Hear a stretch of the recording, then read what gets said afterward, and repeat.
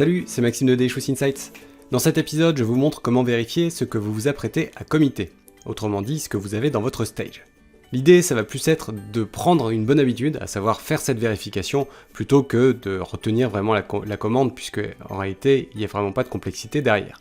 On part d'un exemple assez simple, où j'ai un projet avec un fichier stagé qui est nouvellement créé, ici newfile.txt, et un fichier modifié package.json.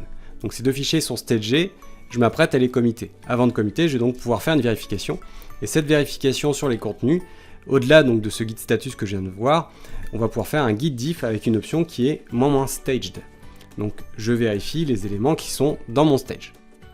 Donc là j'obtiens le new file, et plus bas j'obtiens le package.json. Donc l'option est assez simple. Maintenant, là on est un petit peu pollué, on a un peu de bruit on va dire par rapport au fichier qui est créé, puisque de toute façon on sait que c'est l'intégralité du fichier qui est ajoutée. À ce moment-là, on peut très bien venir ajouter une option complémentaire au diff qui va être diff donc -staged de base, mais cette option d'ailleurs que je rajoute ici qui est diff -filter, celle-ci elle s'applique indépendamment de cette option -staged, on peut l'utiliser avec diff de manière générale.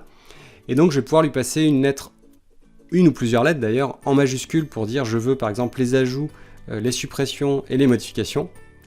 Ou à l'inverse, je peux lui dire je ne veux pas les ajouts et je veux uniquement les modifications. Donc là simplement je vais me contenter de faire un grand M pour lui dire je ne veux que les modifications. Et donc là je suis plus pollué par le fichier qui a été donc ajouté dans mon stage et j'obtiens uniquement le diff de mon package.json. J'en profite pour rappeler que mon affichage est assez spécifique dans mon terminal puisque j'utilise un outil qu'on avait déjà vu dans un épisode précédent qui s'appelle diffsofancy.